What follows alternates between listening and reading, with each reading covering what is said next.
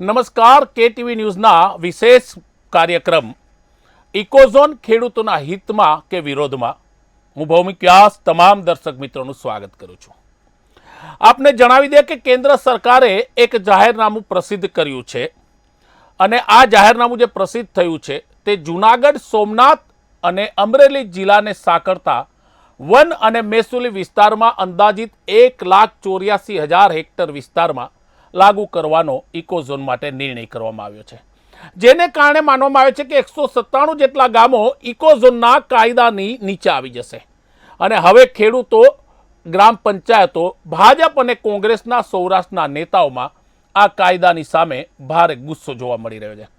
કેન્દ્ર સરકારે જાહેર કરેલા ઇકોઝોનના કાયદાની અમલવારીને પરત ખેંચવાની માંગ રાજ્યના મુખ્ય પ્રધાન સુધી કરવામાં આવી છે, તો અસરગ્રસ્ત ગ્રામ પંચાયતો દ્વારા કાયદાના વિરોધમાં ઠરાવો કરીને કાયદો પરત ખેંચવાની પણ માંગ કરી છે, એટલે કે ખેડૂતો અને ગ્રામ પંચાયતો વિરોધમાં આવી છે। કેન્દ્ર સરકાર દ્વારા જૂનાગઢ, અમરેલી અને ગીર સોમનાથ જિલ્લાને સાંકળતા ગીર અભયારણ્ય એટલે કે ગીર સેન્ચુરી પાર્ક અને તેની આસપાસના રેવન્યુ વિસ્તાર મળીને કુલ 1,84,000 હેક્ટર વિસ્તારમાં ઇકોઝોન કાયદો લાગુ કરવાનું જાહેરનામું બહાર પાડ્યું છે અને આ જાહેરનામા અંતર્ગત ત્રણેય જિલ્લાના કુલ 197 જેટલા ગામોને તેની અસર પણ થશે। હવે ધીમે ધીમે જ્યારે કાયદાની અમલવારી સામે આવી રહી છે ત્યારે ખેડૂતો તેના વિરોધમાં આવી રહ્યા છે। માત્ર ખેડૂતો નહીં, ગ્રામજનો અને સૌરાષ્ટ્રના રાજકીય નેતાઓએ પોતાની બાયો ચડાવી છે અને ગ્રામ પંચાયતો દ્વારા તો આખો કાયદો સંપૂર્ણપણે પરત ખેંચવામાં આવે તેવી ઉગ્ર માંગણી પર રાજ્ય સરકાર અને મુખ્યમંત્રી સમક્ષ કરવામાં આવી છે। ઇકોઝોનનો કાયદો સંપૂર્ણપણે અમલવારી થવાથી નુકસાન શું થશે તે સમજી લો આપ। ખેડૂતોની અનેક મુશ્કેલીઓમાં વધારો થઈ શકે તેવું સ્થાનિક નેતાઓ અને ખેડૂતો પોતે માની રહ્યા છે। તેનું સ્પષ્ટ માનવું છે કે ખેડૂતો ખતમ થઈ જશે, ખેતરો ખતમ થઈ જશે। સામાન્ય રીતે ઇકોઝોનની અમલવારી શરૂ થાય તેમાં સામેલ 197 જેટલા ગામોના પંચાયતી અને મહેસૂલી જે અધિકારો હોય તે ખતમ થઈને, એટલે કે તેની પાસેથી તે ખતમ થઈને તે વન વિભાગની પાસે જતા રહેશે, તેના હસ્તક જતા રહેશે, જેને કારણે ગામડામાં રહેતા લોકોને અનેક મુશ્કેલીમાંથી ખાસ કરીને ખેડૂતોને પસાર થવું પડશે તેવી ચિંતા અને મુશ્કેલી ખેડૂતોને હવે સતાવી રહી છે। સૌરાષ્ટ્રના ખેડૂતોની વાત છે, જૂનાગઢ, અમરેલી અને તેની આસપાસ। વધુમાં ઇકોઝોનની અમલવારી જો શરૂ થઈ જાય તો ખેડૂતો તેમના ખેતરમાં નવા કૂવા કે બોર પણ કરાવી શકશે નહીં, મંજૂરી લેવી પડશે। ખેડૂતોને તો ખેતરમાં પાણી જોઈએ ભાઈ, પાણી વગર તો પાક થાય ક્યાંથી? એક ખેતરમાંથી બીજા ખેતરમાં પાઇપલાઇન માટે પિયતનું પાણી પહોંચાડવું પણ નવા કાયદા મુજબ મુશ્કેલ થઈ જશે, એટલે કે ખેડૂતોનું કહેવું છે કે તેને ખતમ કરી નાખશે આ કાયદો। ખેતરમાં જવા ગાડા કે કેડી બનાવવા માટે પણ ખેડૂતોએ જે તે ગ્રામ પંચાયતને મુશ્કેલી ઊભી થશે। આપને ખ્યાલ હશે કે કેટલા ખેતરોમાં કેડી બનાવવી પડે જેથી ગાડા અને ખેડૂત જઈ શકે। કોઈ પણ ખેડૂત પોતાના ખેતરમાં કે તેની આસપાસ મરઘા ઉછેર કેન્દ્ર ચલાવી શકશે નહીં। વધુમાં 197 ગામો અને 1,84,000 હેક્ટર વિસ્તારમાં કોઈ પણ પ્રકારની માઇનિંગ અથવા તો અવાજ ઉત્પન્ન થાય તેવી કોઈ પણ પ્રવૃત્તિ આ ઇકોઝોન વિસ્તારમાં કરી શકશે નહીં। તમે સમજી લો કેટલી મુશ્કેલીઓ આવવાની છે। વધુમાં કોઈ પણ ખેડૂતો પોતાના ખેતરમાં કે મકાન કે રહેઠાણનું કોઈ પણ નવું બાંધકામ કરવું હશે તો તેને ખૂબ જ મુશ્કેલી પડશે। 1,84,000 હેક્ટર વિસ્તારમાં પર્યટનને લગતી ગતિવિધિ પણ કોઈ પણ ગામ કે ખેડૂતો પોતાની માલિકીની જમીનમાં કરી શકશે નહીં। આપ સમજી લો, ખેડૂતોનું કેવું છે કે અમારે નવો બોર કરવો હોય, નવા કૂવા કરવા હોય તો અમારે વન વિભાગની મંજૂરી લેવી પડશે। અમારા ખેતરમાં અમારે બાંધકામ કરવું હોય તો અમારે મંજૂરી માટે સરકારી ઓફિસના ધક્કા ખાવા પડશે। આ ખેડૂતોએ વિરોધ કર્યો છે, ઉગ્ર લડતના એંધાણ મળી રહ્યા છે સૌરાષ્ટ્રના જૂનાગઢ, અમરેલી અને તેના આસપાસના વિસ્તારમાંથી। આપને હું જણાવી દઉં કે આનો વિરોધ છેલ્લા 8 વર્ષથી થઈ રહ્યો છે। ગીર અભયારણ્ય છે તેની આસપાસના વિસ્તારોમાં એશિયાટિક લાયન જે છે સેન્ચુરી પાર્ક છે કે જ્યાં દેશ વિદેશના લાખો લોકો આવે છે, પણ તમે પર્યટનના નામે ખેડૂતોને ખેતરોને ખતમ કરી નાખશો તો આ ખેડૂતો જેને દેશનો અન્નદાતા કહેવામાં આવે છે તે લોકોને શું આપશે? આ ખેડૂતોને તેની ચિંતા છે. તે કહે છે કે રાજ્ય સરકાર વિકાસ કરે, ઇન્ફ્રાસ્ટ્રક્ચર ઊભું કરે, પણ અમારા વિનાશના ભોગે નહીં. અને તેથી જ હવે અનેક ગ્રામ પંચાયતો ઇકોઝોનના વિરોધમાં સરકાર સામે લડી લેવાના મૂડમાં આવી છે. એણે સંકલ્પ કર્યો છે કે અમે કોઈ પણ ભોગે રાજ્ય સરકારને કેન્દ્ર સરકારની સામે લડીશું. અમારી સાથે આ જ મુદ્દે છેલ્લા 8 વર્ષથી સતત જેમણે લડત આપી છે ને આપી રહ્યા છે તે સૌરાષ્ટ્ર અને ગુજરાતના યુવા નેતા અને આપના નેતા પ્રવીણ રામ જોડાયા છે. પ્રવીણભાઈ, સ્વાગત છે KTV ન્યૂઝ ગુજરાતીમાં આપનું. મારો અવાજ પહોંચે છે આપને પ્રવીણભાઈ? પ્રવીણભાઈ, આપનો અવાજ કદાચ મને ઓછો આવી રહ્યો છે, પણ મારો પ્રથમ સવાલ છે કે કેન્દ્ર સરકારે તો જાહેરનામું પ્રસિદ્ધ કરી દીધું. સૌરાષ્ટ્રના લોકો એટલે ખાસ કરીને ખેડૂતો હવે લડાયક મૂડમાં છે. આ ઇકોઝોનને લઈને વિરોધ કેમ છે તે મને સમજાવી શકશો આપ, ખાસ કરીને આપ જ્યારે નેતૃત્વ પણ કરી રહ્યા છો? ચોક્કસથી ભૌમિકભાઈ, ઇકોઝોનને લઈને વિરોધ એટલા માટે છે કે ઇકોઝોનના કાળા કાયદા આવવાથી ત્યાંનો ખેડૂત પાયમાલ બની જાય એમ છે. ત્યાંનો ખેડૂત જે આ દેશમાં સ્વતંત્રતા મળી અને જે લોકશાહીની સ્થાપના થઈ એ સ્વતંત્રતા એમના હાથમાં જતી રહી એમ છે. તમામ જગ્યાએ ફોરેસ્ટની હિટલરશાહી લાગુ થઈ જાય એમ છે. ફોરેસ્ટની પરમિશનો સિવાય કોઈ પણ વસ્તુ ત્યાં થઈ નહીં શકે એવી પરિસ્થિતિનું નિર્માણ થાય એમ છે. અને જ્યારે કોઈ પણ વ્યક્તિની રોજીરોટી ઉપર પાટું લાગે અથવા એની બાપદાદાની મિલકત ઉપર જે પોતે સંઘર્ષ કરીને મહેનત કરીને એમાંથી પોતાની રોજીરોટી મેળવી રહ્યા છે એમના ઉપર જ્યારે પાટું લાગે, એમના અધિકારો ઉપર જ્યારે તરાપ લાગે ત્યારે ચોક્કસથી વિરોધ થવાનો છે. એમાં કોઈ શંકાને સ્થાન નથી. કારણ કે આ સરકાર રોજગારી તો આપી શકતી નથી, પણ જે લોકો પોતાના પરસેવાથી રોજગારી મેળવી રહ્યા છે એ લોકોની પણ જો રોજગારી છીનવવાનું કામ થાય તો 100% વિરોધ તો થવાનો જ છે.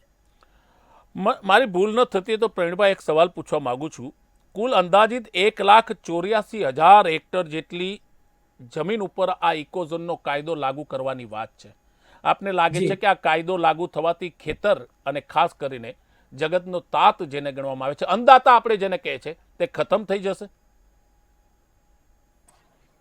જુઓ, 1,84,000 હેક્ટર જે કીધી છે એમાંથી કરીબન જે મેં આંકડો લીધો છે એમાં જમીન લાયક અને જે માની લો કે વન્ય જંગલની જે જમીનો છે અને ખેતી લાયક જમીનો બંનેનો સમાવેશ કરવામાં આવ્યો છે.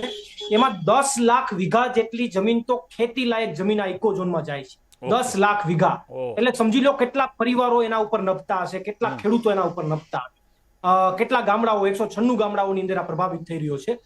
આ કાયદો લાગવાથી ભૌમિકભાઈ એ સમજવાનું છે કે જે ખેડૂત પોતાના ખેતરે જઈ અને ગમે તે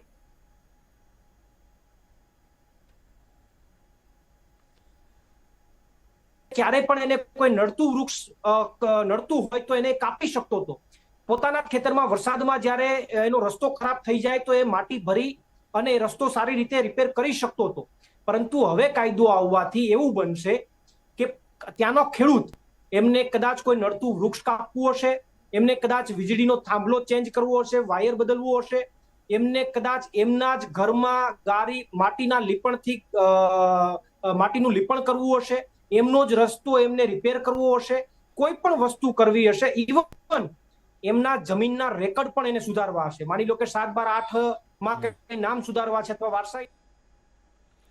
તો પ્રવીણ રામ બતાવી રહ્યા હતા કે ખાસ કરીને કઈ રીતના આ ખેડૂતોને મોટું નુકસાન થાય એમ છે. આપને જણાવી દઈએ કે કેન્દ્ર સરકાર આ નોટિફિકેશન બહાર પાડી ચૂક્યું છે. કેન્દ્ર સરકાર અને રાજ્ય સરકારનું કહેવું છે કે આ કાયદો જરૂરી છે, પણ સૌરાષ્ટ્રના ખેડૂતો કહી રહ્યા છે કે આ કાયદો કાળો છે, એટલે કે આ કાળો કાયદો છે અને તેને કારણે ખેડૂતોને મુશ્કેલી પડશે.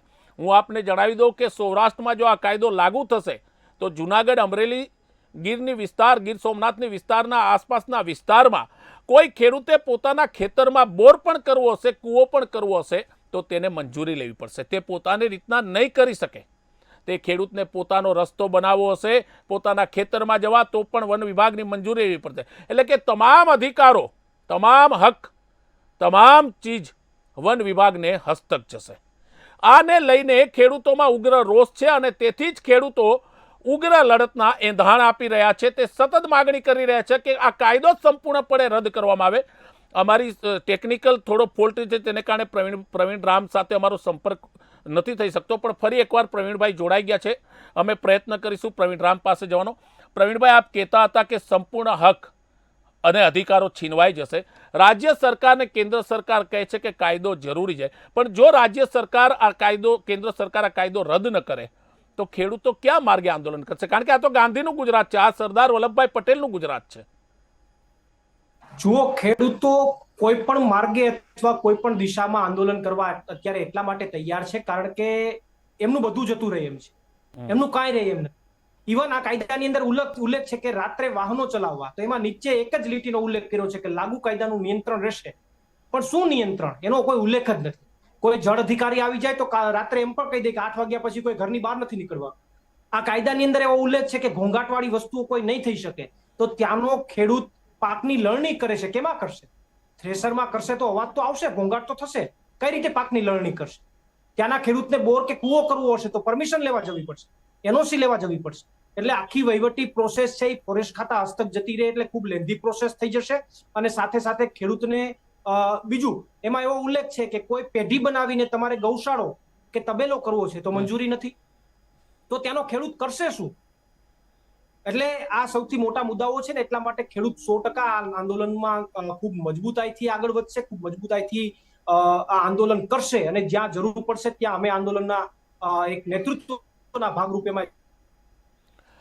પ્રવીણભાઈ, જે રીતના આપ લડત કરી રહ્યા છો, આપ નેતૃત્વ કરી રહ્યા છો, પણ બીજેપી ને કોંગ્રેસના પણ અનેક નેતાઓ આ લડતમાં સામે આવ્યા છે. તેમણે પણ રાજ્ય સરકારમાં પોતાની જ પાર્ટીને, જેમ કે હર્ષદ રીબડિયાએ પણ પત્ર લખ્યો છે, જુનાગઢ બીજેપીના છે કિરીટ પટેલે પત્ર લખ્યો છે. મતલબ આપ માનો છો કે આ વિરોધમાં કોઈ પણ વ્યક્તિઓ આવે તે તમામ સાથે મળીને આંદોલનને આગળ લઈ જશે? ચોક્કસથી અમે તમામને આવકારીએ છીએ. કોઈ પણ પક્ષ વિપક્ષના તમામ લોકો હોય જે આ મુદ્દાને સમર્થન આપશે અને તમામને આવકારીએ છીએ. પણ આ વાત ઉપરથી ભૌમિકભાઈ એક વાત સ્પષ્ટ થાય છે કે ભાજપ પોતે જ કાયદો લાવે અને ભાજપના ત્યાંના સ્થાનિક નેતાઓની એમાં અસહમતિ હોય. એમનો સીધો મતલબ એવો થાય કે ભાજપે આ કાયદો લાવતા પહેલા ત્યાં સ્થાનિક એમના જ પોતાના નેતાઓના પણ અભિપ્રાયો લીધા નથી. જનતાના તો બાજુમાં મૂકો, પણ એમના જ નેતાઓના અભિપ્રાયો નથી લીધા કે આ કાયદો લાવવાથી જનતાને ફાયદો થશે કે નુકસાન. એટલા માટે આ પરિસ્થિતિનું નિર્માણ થયું છે. ભાજપના મોટા ભાગના નેતાઓએ વિરોધ નોંધાવ્યો છે, અમુક નેતાઓએ નથી નોંધાવ્યો. જેને ફાયદો થયો છે એ નથી નોંધાવી રહ્યા, બાકી જેને ફાયદો નથી થયો અને જેને ખબર છે કે આનાથી નુકસાની થવાની છે એ વિરોધ નોંધાવી રહ્યા છે. બધાને આવકારીએ છીએ. પણ એક વાત ચોક્કસથી આ વાત ઉપરથી ભૌમિકભાઈ સ્પષ્ટ થાય છે કે આ કાયદા મુદ્દે ભાજપમાં મોટા પાયે મતભેદ અને અસંમતિ છે. પણ એનો અંદરનો મામલો છે, એમાં આપણે પડવું નથી. પણ મૂળ મુદ્દો તો એ છે કે ગીર સોમનાથ જિલ્લા અને જુનાગઢ જિલ્લાના સંગઠનના ભાજપના પ્રમુખ એવું કહે કે આ કાયદો હટાવવો જોઈએ, એનો મતલબ તો સીધો એવો થાય કે આ કાયદો નુકસાન કરતા હોય તો જ પ્રમુખોએ કીધું હોય ને. તો મારું એટલું જ માત્ર સરકારને કહેવાનું છે કે અમારી વાત ન માનો. તમને એમ લાગતું હોય કે અમે તો વિરોધ કરીએ છીએ, વિપક્ષમાં બેઠા છે, અમારું તો આ જ કામ છે, તમને એવું લાગતું હોય તો ન માનો અમારી વાત. પણ તમારા નેતાઓ, તમારા પ્રમુખો, તમારા સંગઠનના હોદ્દેદારો જેને તમારી પાર્ટી માટે લોહી રેડ્યું છે, ઈ કહે છે એમની વાત માનીને તો કાયદો રદ કરો. પ્રવીણભાઈ, જોવા જાય તો ગીર જે સાસણ છે, ગીર સોમનાથ કે આસપાસના વિસ્તારમાં પર્યટનના નામે જંગલો ખતમ થઈ ગયા. તમે મારો એક સવાલ સાંભળો. રિસોર્ટ બન્યા, મોટી 5 સ્ટાર હોટલો બની, ઇન્ફ્રાસ્ટ્રક્ચર અને વિકાસના નામે ક્યાં કેવું લાગી રહ્યું છે કે આ વિનાશ ખેડૂતો માટે થઈ રહ્યો છે, મતલબ ખેડૂતોના ભોગે થઈ રહ્યું છે? કારણ કે ગીર સાસણમાં તો લાખો પ્રવાસીઓ આવે છે, ઇકોનોમી વધી રહી છે, પણ બીજી બાજુ ખેડૂતોનું કેવું છે કે આને કારણે ક્યાંક ને ક્યાંક તેમને મોટું નુકસાન. તમે જુઓ, એશિયાટિક સી લાયન જે છે, સાવજ કહેવાય, જે સૌરાષ્ટ્ર ગુજરાત દેશની ઓળખ છે, તે હવે મતલબ આજુબાજુના તાલુકામાં જાહેર રસ્તા ઉપર આવી જાય છે.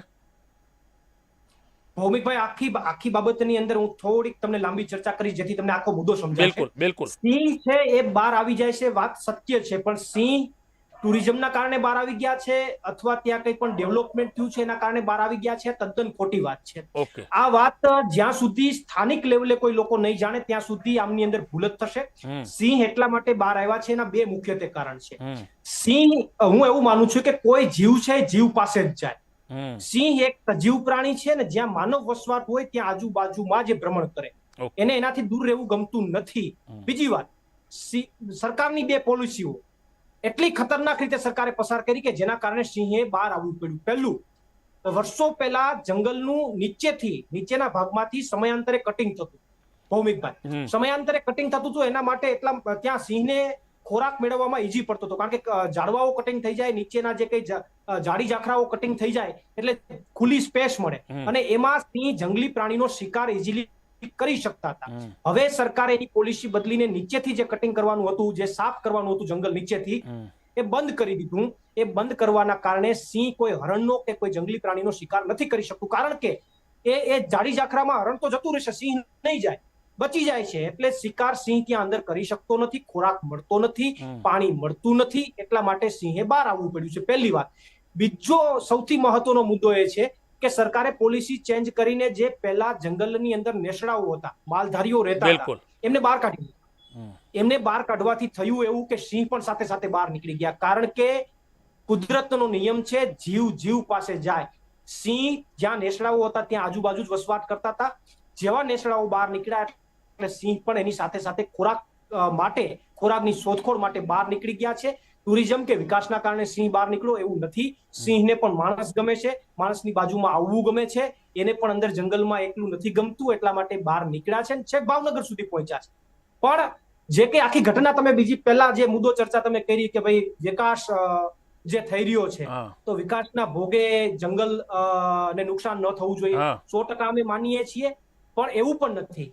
વાયસે વર્ષા છે, ત્યાંના ખેડૂતોને એટલા માટે નુકસાન નથી કે જે વિકાસ થયો છે એના કારણે એમને રોજીરોટી મળી રહી છે.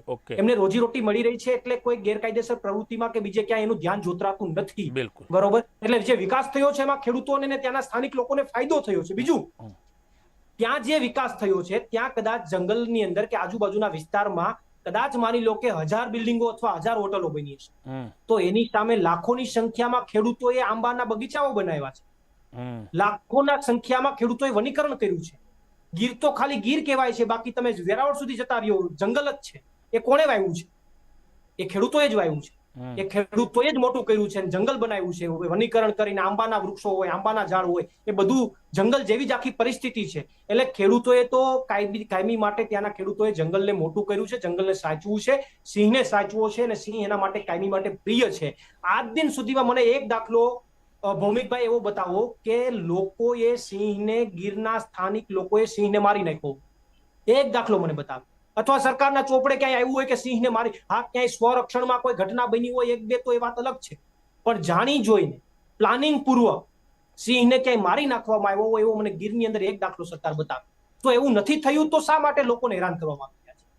મારો મુદ્દો આ છે.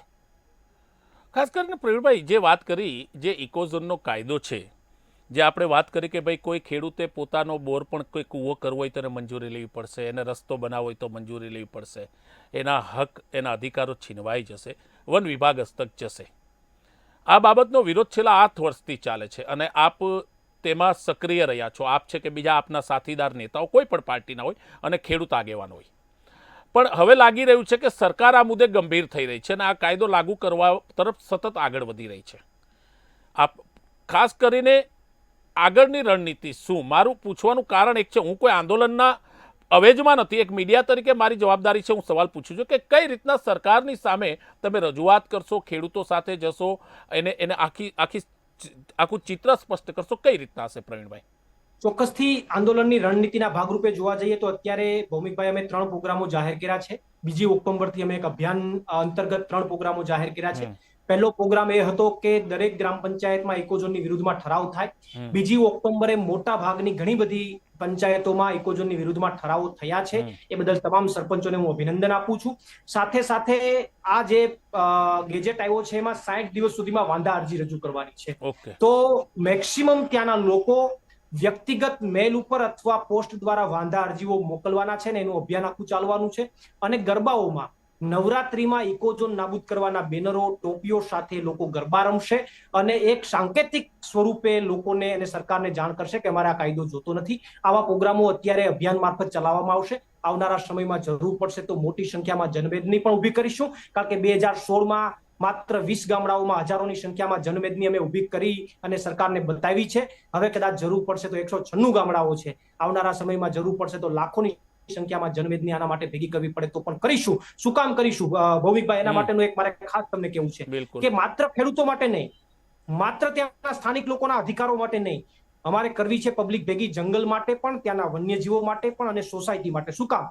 કારણ કે વર્ષો પહેલા મેં મારી નજરે જોયેલું છે કે જ્યારે ત્યાં આજુબાજુ ટુરિઝમ નહોતું ત્યારે ત્યાંના સ્થાનિક લોકો જેની પાસે રોજગારી નહોતી, જે ખેત મજૂરી કરતા હતા, એવા લોકો પાસે રોજગારી ન હોવાના કારણે પોતાના પેટનો ખાડો પૂરવા માટે એ જંગલમાં જતા હતા, ત્યાંથી લાકડા લઈ આવતા હતા, એ વેચતા હતા, અથવા જંગલમાંથી મધ લઈ આવતા હતા, એ વેચતા હતા, અને આ વેચીને પોતાના પેટનું ગુજરાન ચલાવતા હતા. પણ છેલ્લા 10 કે 15 વર્ષથી હું એ વાત જોઈ રહ્યો છું કે જેવું ટુરિઝમ આવ્યું, જેવો ત્યાં વિકાસ થોડો થયો, એટલે એ જે લોકો હતા એ લોકો ટુરિઝમમાં ક્યાંક ને ક્યાંક એમને રોજગારી મળવા લાગી. એટલા માટે એને જંગલમાં જઈને જે ગેરકાયદેસર પ્રવૃત્તિઓ એના દ્વારા થતી તે બધી બંધ કરી દીધી. શું કામ? કારણ કે એને રોજગારીનું માધ્યમ મળી ગયું. એટલે ગેરકાયદેસર પ્રવૃત્તિઓ જંગલમાં ટોટલી બંધ થઈ ગઈ અને ત્યાંના લોકો જંગલ અને સિંહને વધારે દિલથી સાચવવા માંડ્યા. શું કામ? કારણ કે એમને ખબર છે કે જંગલ અને સિંહ છે તો જ એની રોજગારી છે, તો જ ટુરિઝમ છે, ને ટુરિઝમ છે તો જેની રોજગારી છે. એટલે લાગણીની સાથે એનો સ્વાર્થ જોડાઈ ગયો, અને સ્વાર્થ જોડાણો ને એટલે એને અંદરથી એની ફિલિંગ આવવા માંડી. એને ક્યારેય નુકસાન કરવાનો પ્રયત્ન કર્યો નથી. પણ હવે માની લો કે કાયદો જો ભૌમિકભાઈ આવે અને કાયદો આવવાથી ફરીથી આ લોકો જો બેરોજગાર થાય તો બની શકે કે આવા લોકો ફરીથી કોઈ ગેરકાયદેસર પ્રવૃત્તિ તરફ અથવા વ્યસન તરફ જો ઢળી જાય તો આવનારા સમયમાં આ જંગલને, આ વન્યજીવોને અને આજુબાજુની સોસાયટીને આવનારા સમયમાં ખતરો પણ થઈ શકે. એટલા માટે અમે વિરોધ કરી રહ્યા છીએ કે આખી ત્યાંની સ્થાનિક પરિસ્થિતિને સમજો, આવનારા સમયના પરિણામો પણ જુઓ. માત્ર અત્યારના, અને બીજું, ઇકોઝોન લાગુ કરવાનો મુદ્દો સિંહ અને પ્રકૃતિનું રક્ષણ કરવા માટેનો ભૌમિકભાઈ નથી. આ તમને ખુલીને કહું, ઇકોઝોનનો મુદ્દો જો સિંહ માટેનો હોત ભૌમિકભાઈ, સિંહ માટેનો જો મુદ્દો હોત તો ગિરનારમાં શું સિંહ નથી? ગિરનારમાં જંગલ નથી તો ત્યાં કેમ ઇકોઝોન નથી? કારણ કે ત્યાં રિલાયન્સના આજુબાજુમાં જગ્યાઓ લીધેલી છે. જો સિંહ માટેનો જ મુદ્દો હોત તો ભાવનગરમાં પણ સિંહ છે. પ્રવીણભાઈ, તમે સીધો આરોપ લગાવો છો, સીધું કે મતલબ કહી રહ્યા છો કે ચોક્કસથી હું તો એવું કહું છું કે આ કાયદો જે છે એ મોટા રોકાણકારો, મોટા નેતાઓ ના રિસોર્ટો ના ધંધા ચલાવવા માટે નો આ કાયદો છે, નાના લોકોને ખતમ કરવા માટેનો આ કાયદો છે. બાકી સિંહ માટે હોય તો ભાવનગરમાં પણ ઇકોઝોન લાગ્યો હોત, રાજુલામાં પણ સિંહ છે ત્યાં પણ ઇકોઝોન લાગ્યો હોત, પણ ત્યાં નહીં લાગે, ત્યાં કંપનીઓ છે. ગિરનારનું જંગલ છે ત્યાં પણ સિંહ છે, ત્યાં પણ ઇકોઝોન લાગ્યો હોત, પણ ત્યાં નહીં લાગે, ત્યાં મોટા રોકાણકારોની જગ્યાઓ છે, મિલકતો છે, એટલા માટે નહીં લાગે. એટલે આ કાયદો કોઈ સિંહ માટે નથી કે જંગલના રક્ષણ માટે નથી. આ કાયદો એમના મોટા નેતાઓ, મોટા રોકાણકારો ના હોટલો અને રિસોર્ટો સારી રીતે ચાલે અને જે નાના નાના યુનિટો ખોલીને ત્યાંના લોકલ લોકો જે સ્થાનિક રોજગારી મેળવી રહ્યા છે એ બધાના ધંધા બંધ થાય તો જ આની હોટલો ચાલવાની છે. એટલા માટેનો આ કાયદો છે. મતલબ કાયદો આવે તો નાના ખેડૂતો ખતમ થઈ જશે, આપનું કહેવાનો અર્થ છે કે નાના ખેડૂતો, ખેતરો ખતમ? ચોક્કસથી. પ્રવીણભાઈ, એક છેલ્લો સવાલ લઈશ આપની પાસે, સમય ઓછો છે, આપ પણ સતત વ્યસ્ત છો. કે કહેવાય છે કે ગાંધીનું ગુજરાત છે, સરદાર વલ્લભભાઈ પટેલનું ગુજરાત છે, અને સૌરાષ્ટ્રમાં તો કહે છે કે કાઠિયાવાડમાં ભૂલો પણ ભગવાન તને સાંભળા દેખાડું. આ કાઠિયાવાડની ગરિમા આપને લાગે છે કે કાઠિયાવાડની સંસ્કૃતિ, જે ખેડૂતો છે, જગતનો તાત અન્નદાતા છે, તે સંસ્કૃતિ સાથે વણાય છે? જેમ આપે કીધું કે નેસડાઓમાં લોકો રહે છે, બાજુમાં સિંહ આવતા હોય, તે તેની સંસ્કૃતિ છે. પોતે દરરોજ સવારે અનેક કિલોમીટર ચાલે અને સાંજના ઘરે પરત ફરે. આ સંસ્કૃતિ પણ ક્યાંક ભૂસાઈ જાય તેવો ડર છે? ચોક્કસથી. આપે જે એક કહેવત કીધી કે કાઠિયાવાડમાં ભૂલો પડતું ભગવાન તને સ્વર્ગ બતાવું, મને લાગે છે આ કાયદો આવવાથી કદાચ એવું બની જશે, આ સૂત્ર જે છે અથવા જે લોકવાયકા છે આખી બદલી જશે કે કાઠિયાવાડમાં કોક દી ભૂલો પડતું ભગવાન, હું તને ફોરેસ્ટના અધિકારીઓની જોહુકમી બતાવું, આવું પણ કદાચ બની શકે. એટલે આખી કહેવત પણ બદલાઈ જાય. પણ મૂળ વાત એ છે કે ત્યાંનું કલ્ચર, ત્યાંનું જીવન આખું ચેન્જ થઈ જાય. અને સૌથી મોટો ખતરો કે જો લોકોને તમે બેરોજગાર કરો તો એ લોકો કઈ દિશામાં વળે એનો કોઈ આઈડિયા નથી, મને પણ આઈડિયા નથી કે સરકારને પણ આઈડિયા નથી. સરકારે હકીકતમાં કામ એ કરવું જોઈએ કે રોજગારી ન આપી શકતા હોય તો કાંઈ નહીં, કોઈ પરસેવો પાડીને રોજગારી લેતા હોય એની રોજગારી બંધ ન કરવી જોઈએ. અને મોટા નેતાઓને સાવરવા માટે હું એમ કહું કે મોટા નેતાઓને સાવરતા ન હોય તો જે આખો નકશો જે ભૌમિકભાઈ છે એના કાંઈક નીતિ નિયમો તો હશે ને. આખો તમે નકશો જોજો, મજા આવે એમ નકશો ભાગે છે, ક્યારેક અંદર જતો રહેશે, ક્યારેક બહાર જતો રહેશે. અંદર શું કામ જાય? અંદર જાય છે ત્યાં મતલબ એવો છે કે કોઈક વ્યક્તિની જમીન છે જેને પૈસા આપીને વહીવટ કર્યો છે, અથવા નેતાની જમીન છે, અથવા રોકાણકારની જમીન છે. ઓકે. બાકી એવું થોડું હોય કે તમારી ને મારી જમીન બાજુમાં હોય તમને ઇકોઝોન લાગે ને મને ન લાગે, આવું થોડું હોય. સમાન હોવો જોઈએ, સમાન એ કાયદો એ તો વિસંગતતા છે, સમાન હોય. સૌથી મોટી વિસંગતતા. હમ.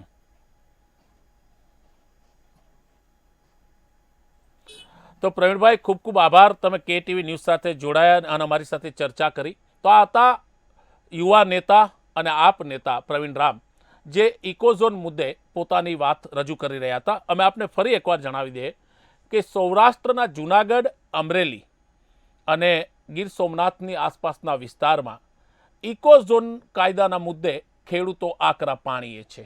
આ તે જ ખેડૂતો છે જે પોતાના ખેતરમાં બળદગાડું હાકે છે. આ તે જ જગતનો તાત છે જે તમારા ઘરના રસોડા સુધી અનાજ પહોંચાડે છે. આ તેની મહેનત છે, આ તેની પરસેવાની મહેનત છે. અને તે જ ખેડૂતને હવે ડર લાગી રહ્યો છે કે કેન્દ્ર સરકાર જે ઇકોઝોનનો કાયદો લાવી રહી છે તેને કારણે તેમના હક, તેમના અધિકાર છીનવાઈ જશે. અત્યાર સુધી કેવું છે કે ખેડૂતને પોતાના ખેતરમાં કૂવો કે બોર કરવો છે તો તે પોતાની રીતના કરાવી શકે છે. પણ આ ખેડૂતોને હવે ડર છે કે જો આ કાયદો લાગુ થયો તો પોતાના ખેતરમાં તેને પાણી માટે બોર અથવા કૂવો કરવો હોય તો તેને વન વિભાગની મંજૂરી લેવી પડશે. અને તેથી તેને ડર લાગી રહ્યો છે. કોઈ અવાજ ન થાય તેવી પ્રવૃત્તિ નહીં કરી શકે. ખેડૂત પોતાના ખેતરમાં જ્યારે પાક વાવે છે, ઘઉં હોય કે કોઈ પણ અનાજ, તો તેને લણવા માટે તે મશીન મગાવે છે, તે મશીનનો પણ અવાજ થશે. તેથી ખેડૂતોને ડર બેસી ગયો છે કે તેમના હક અધિકાર ખતમ કરી દેવામાં આવશે. તેથી જૂનાગઢ, અમરેલી અને ગીર સોમનાથની આસપાસની 197 ગ્રામ પંચાયતે આનો ભરપૂર વિરોધ કર્યો છે અને મુખ્યમંત્રી સુધી રજૂઆત કરી છે. આગામી સમયમાં ગુજરાતની ભાજપ સરકારની આ જ મુદ્દે મુશ્કેલી વધે તેવી શક્યતા છે. નવા જ વિષયો, નવી જ અપડેટ અને નવા સમાચાર સાથે અમે ફરી આવીશું. ત્યાં સુધી મને રજા આપશો. નમસ્કાર.